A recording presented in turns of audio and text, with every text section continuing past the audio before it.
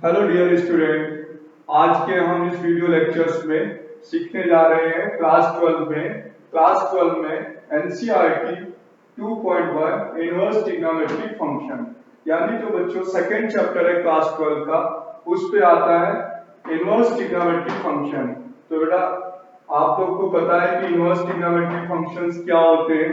तो आप लोग जानते हैं कि जो रेसिप्रोकल ऑफ ट्रिग्नोमेट्री फंक्शन होता है, रेसिप्रोकल या कह सकते हैं inverse functions of trigonometric functions called the inverse trigonometric functions. यानी बच्चों जो reciprocal function of trigonometric function होते हैं वो जनरली बोले जाते हैं inverse trigonometric function. For the example sin theta equal to x है, then theta equal to sin inverse x।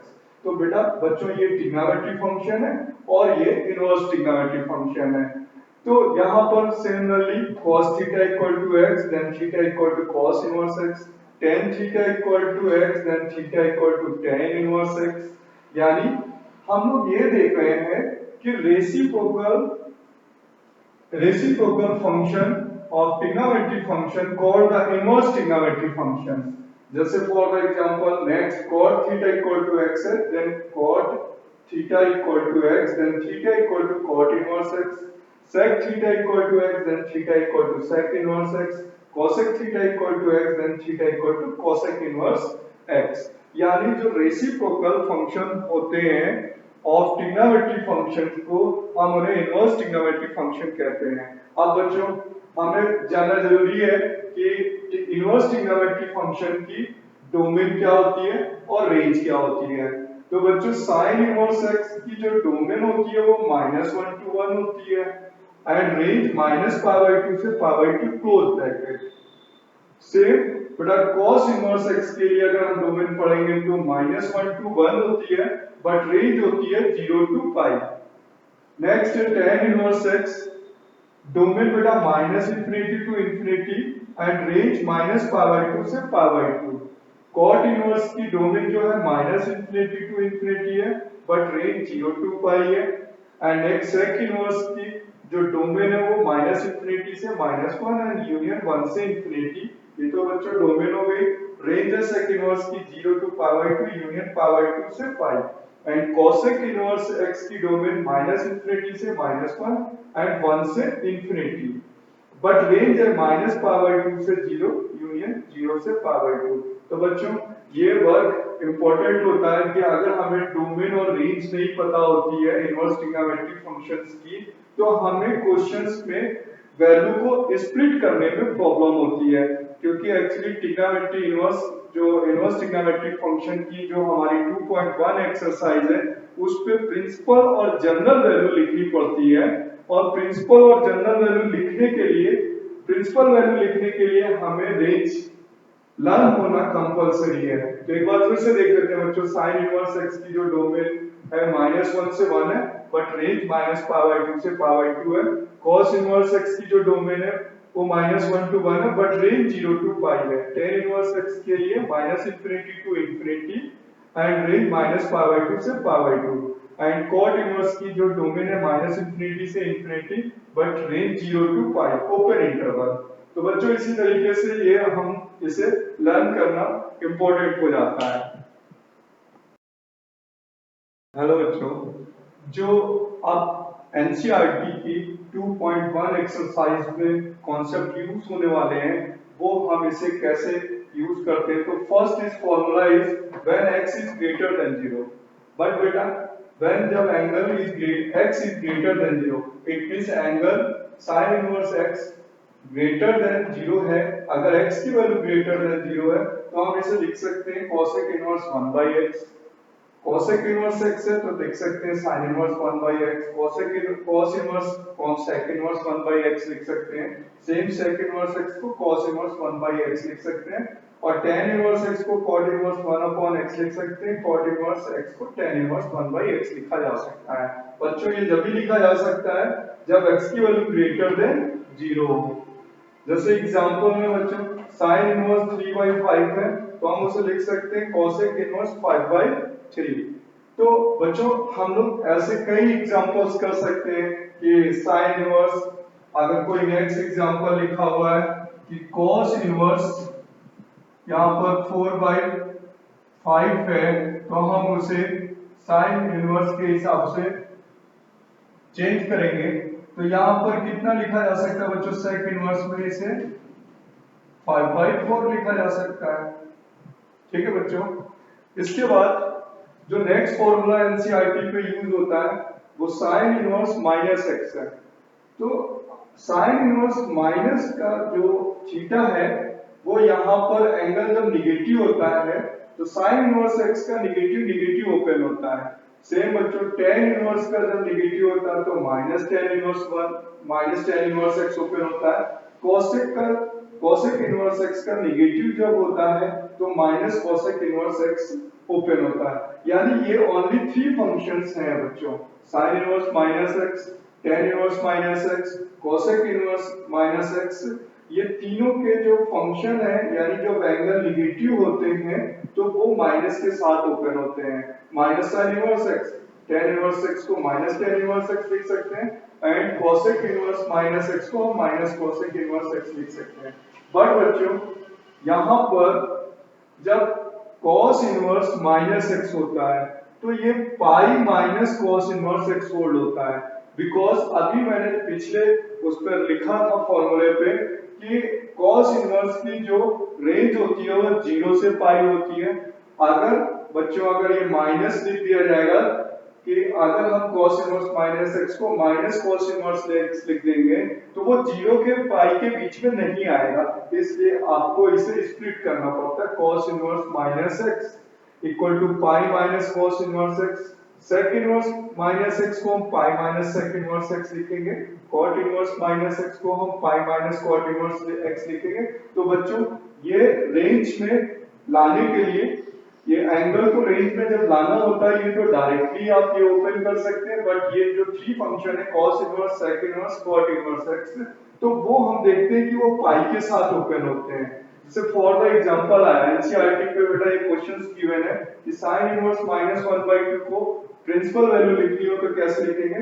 पहले हम देख रहे हैं कि sin इनवर्स x का निगेटिव निगेटिव हो जाता है, तो बच्चों sin इनवर्स -1/2 का ये निगेटिव माइनस sin इनवर्स 1/2 हो जाएगा। और फिर sin इनवर्स 1/2 sin π/6 की वैल्यू होती है, तो हम देखते हैं कि ये sin इनवर्स और ये sin कैंसिल हो जाएगा तो आंसर आएगा -π/6। नेक्स्ट एग्जांपल है बच्चों tan इनवर्स -1/√3 की हम प्रिंसिपल वैल्यू क्या लिख सकते हैं, तो देखते हैं tan इनवर्स x का भी निगेटिव ओपन होता है, तो यहाँ हो जाएगा tan इनवर्स -1/√3 को tan इनवर्स 1/√3 लिख सकते हैं। तो फिर यहाँ पर क्या हो जाएगा, माइनस बाहर हो गया और tan इनवर्स 1/√3 को हम tan π/6 लिख सकते हैं, तो आंसर आ जाएगा -π/6। तो बच्चों ये जो वैल्यू आ रही है वो इनवर्स ट्रिग्नोमेट्रिक फंक्शंस की रेंज पे आ रही है। अगर हम ऐसा नहीं करते हैं, ये फॉर्मूला यूज नहीं करते हैं, तो हमारी वो वैल्यू रेंज पे नहीं आती, यानी प्रिंसिपल वैल्यू को हमें लानी पड़ती है। सेम है बच्चों यहाँ पर एग्जांपल है cot इनवर्स -1, तो हम देखते हैं कि cos इनवर्स का negative and sec inverse x का निगेटिव, cot इनवर्स का निगेटिव पाई के साथ ओपन होता है। तो बच्चों यहाँ पे cot इनवर्स -1 को हम लिख सकते हैं पाई माइनस cot इनवर्स 1, तो ये आंसर आ जाएगा pi minus cot inverse cot π/4, cot से cot कैंसिल हो जाएगा, देन आंसर आ जाएगा पाई माइनस π/4 3/4।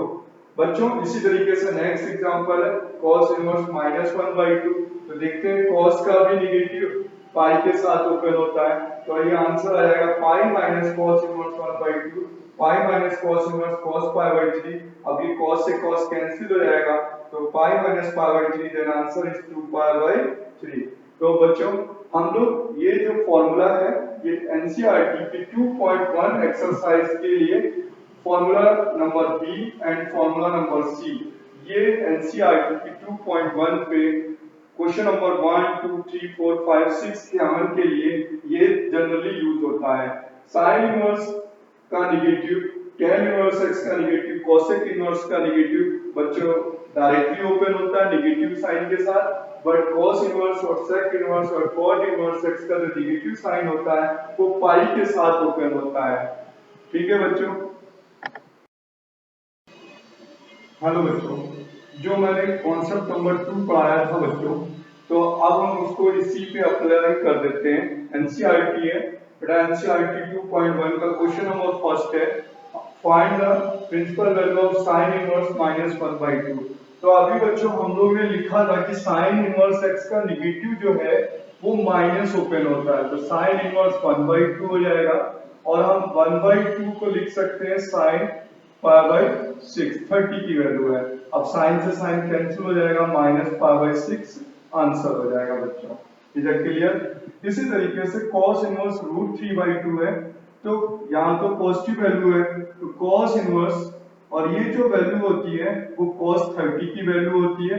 जब बच्चों ये cos 30 की वैल्यू है तो ये वैल्यू π/6 होती है और cos से cos कैंसिल हो जाएगा, देन आंसर इज π/6 हो जाएगा। Then question number third, this is the value of cosec inverse 2। बेटा ये पॉजिटिव है तो इस पे पॉजिटिव वैल्यू के हिसाब से देखेंगे, तो ये cosec पे कितने की वैल्यू होती है, cosec इनवर्स 2। बेटा 30 sin 30 का रेसिप्रोकल होता है, तो ये 30 sin 30 का रेसिप्रोकल हो गया cosec 30, तो cosec 30 यानी is the value of cosec π/6 and cosec inverse से cosec कैंसिल करेंगे तो आंसर होगा π/6।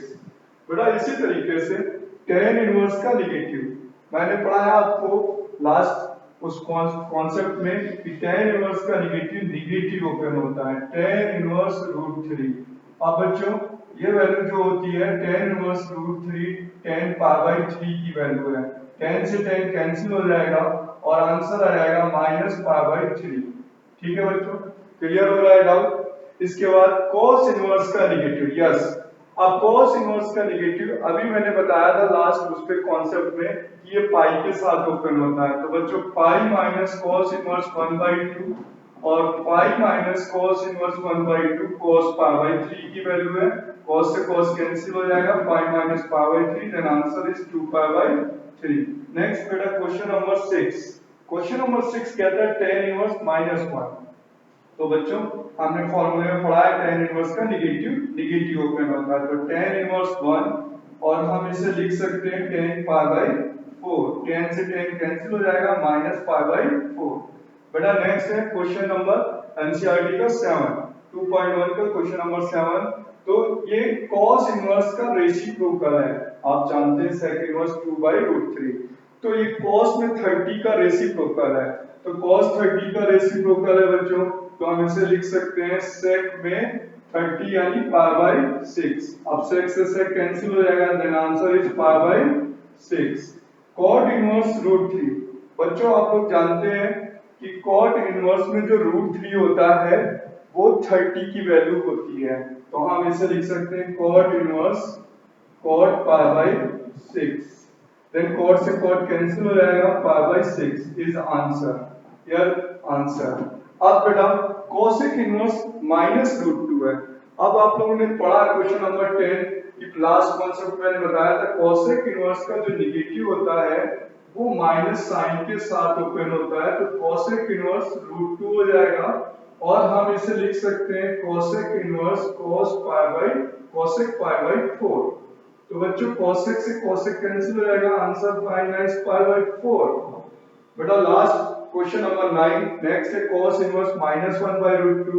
तो हम लोग ये देखते हैं cos का जो नेगेटिव होता है वो पाई के साथ ओपन होता है, तो अब यहाँ पर ये वैल्यू हो जाएगी pi minus cos inverse cos π/4, cos से cos कैंसिल हो जाएगा, pi minus π/4, answer is 3π/4। Right बेटा, तो ये question number 1 to question number 10 हो गए। अब क्वेश्चन नंबर 11 है बच्चों, 11 में ये लिखा गया है कि find the value of tan inverse 1 plus cos inverse -1/2 sin inverse -1/2। तो बच्चों जो मैंने अभी पढ़ाया, जो कॉन्सेप्ट अभी लास्ट वाले फॉर्मूले में बताए थे, जो tan इनवर्स 1, tan इनवर्स हम इसे tan π/4 लिख सकते हैं, cos इनवर्स का नेगेटिव पाई के साथ ओपन होता है, तो पाई माइनस cos इनवर्स 1/2 हो जाएगा, और ये sin इनवर्स का negative directly sin inverse 1/2 minus open हो जाएगा, तो ये हो जाएगा यहाँ पर π/4 और यहाँ रहेगा प्लस पाई माइनस 1/2 बेटा cos में 1/2 वैल्यू होती है, बच्चों बोलो कितने की वैल्यू होती है, cos पे 1/2 वैल्यू होती है 30 की, या सॉरी 60 की वैल्यू होती है, cos इनवर्स 1/2 cos पे 60 की वैल्यू होती है, तो ये हो जाएगा बच्चों 60 का π/3 और माइनस sin इनवर्स 1/2 ये वैल्यू होती है sin इनवर्स sin π/6 की वैल्यू होती है। तो बच्चों यहाँ आ जाएगा π/4, ये आ जाएगा प्लस का 3 π - π यानी 2π/3 और यहाँ आ जाएगा π/6। अब बच्चों इसे कैलकुलेट कर लेंगे और फाइनल आंसर निकाल लेंगे।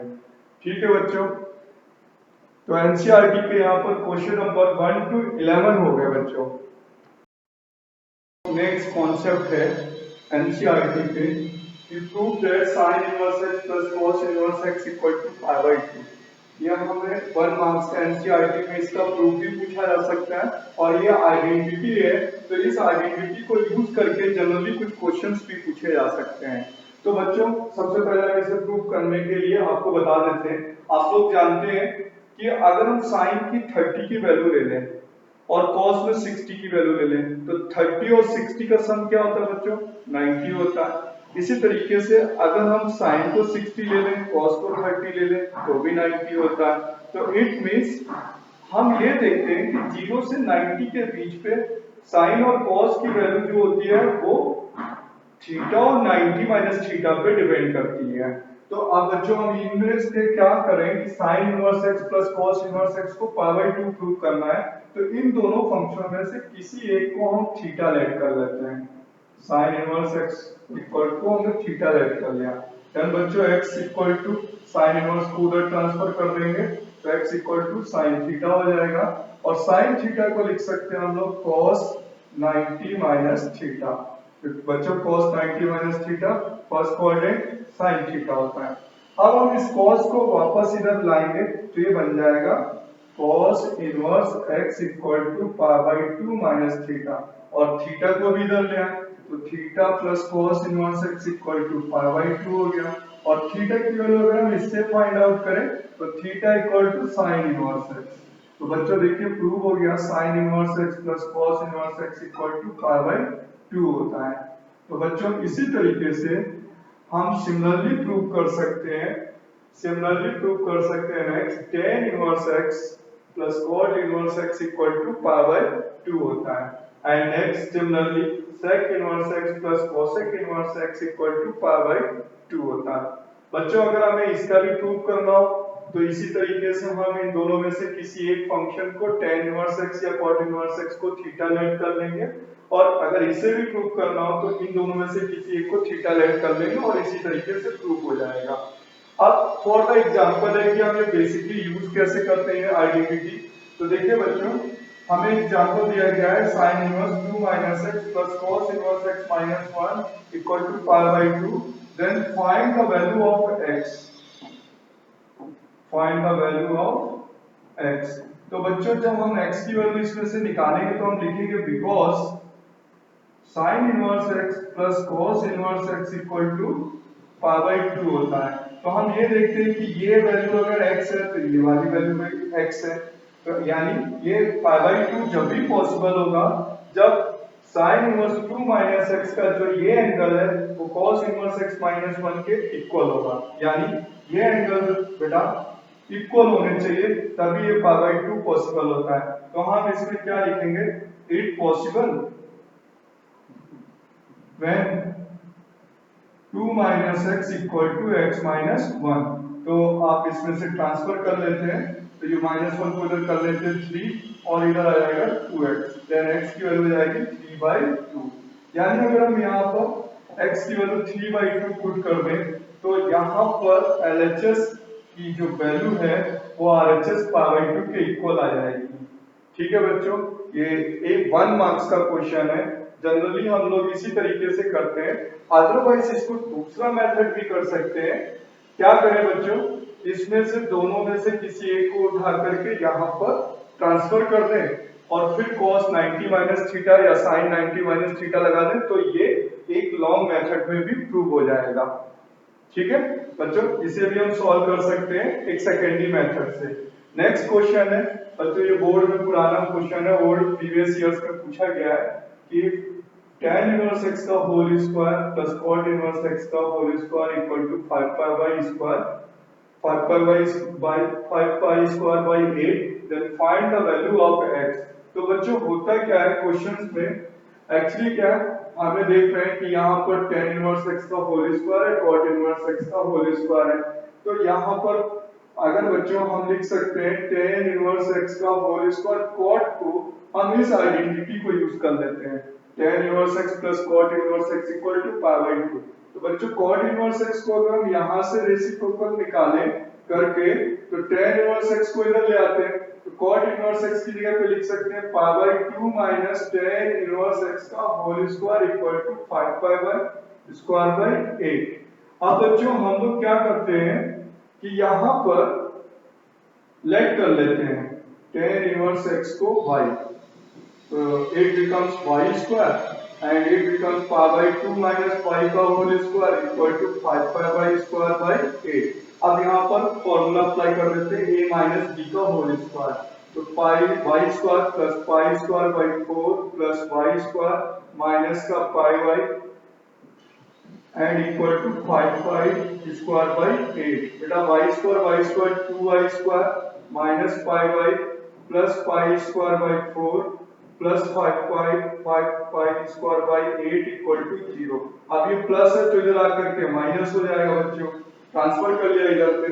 अब यहाँ पर वैल्यू हो जाएगी 2y स्क्वायर माइनस 5y और एलसीएम लेते हैं 8 तो ये आएगा माइनस का 3 pi y square by 8 equal to 0। LCM ले लेते हैं तो 16y square minus 8 pi y minus 3y square equal to 0, sorry pi square बच्चों, यहाँ पर पाई स्क्वायर है। अब बच्चों देखते हैं कि यहाँ से 16 है और यहाँ 3 है, अगर हम मल्टीप्लाई करते हैं तो 16 इंटू 3 48 होता है एंड हमें 8 बनाना है। तो हम मिडिल टर्म को अगर फैक्टर की तरीके से स्प्लिट करें तो यहाँ पर फैक्टर क्या बनेंगे बच्चों, 16y स्क्वायर माइनस का 12 पाई y प्लस का 4 pi y minus 3 pi square equal to 0, यानी minus 12 and plus 4 equal to minus 8। अब यहाँ पर कॉमन अप्लाई कर लीजिए और मिडिल टर्म स्प्लिट हो चुके हैं तो अब यहाँ पे कॉमन अप्लाई करेंगे तो वैल्यू कितनी आएगी, इन दोनों से कॉमन ले लेते हैं तो यहाँ से कॉमन आ जाएगा 4y देन 4y माइनस 3 पाई और बच्चों यहाँ से भी कॉमन आएगा 5, तो यहाँ पर वैल्यू बचेगी 4y minus 3 pi equal to 0। यहाँ फैक्टर हुए 4y minus 3 pi and 4y plus pi equal to 0। तो y की दो वैल्यू आ रही है, एक तो आ रही है 3 पाई बाई 4 और एक आ रही माइनस पाई बाई 4।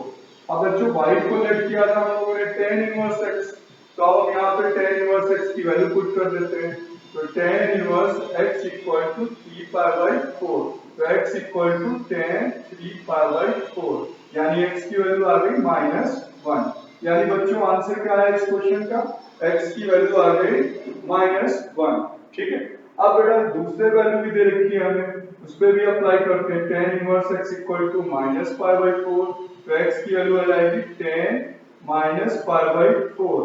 बेटा इससे भी आंसर कितना आया -1, तो x की एग्जैक्ट वैल्यू क्या आ गई बच्चों -1। तो बच्चों इतने कॉन्सेप्ट से हमारी एनसीईआरटी की 2.1 कंप्लीट सॉल्व हो जाती है।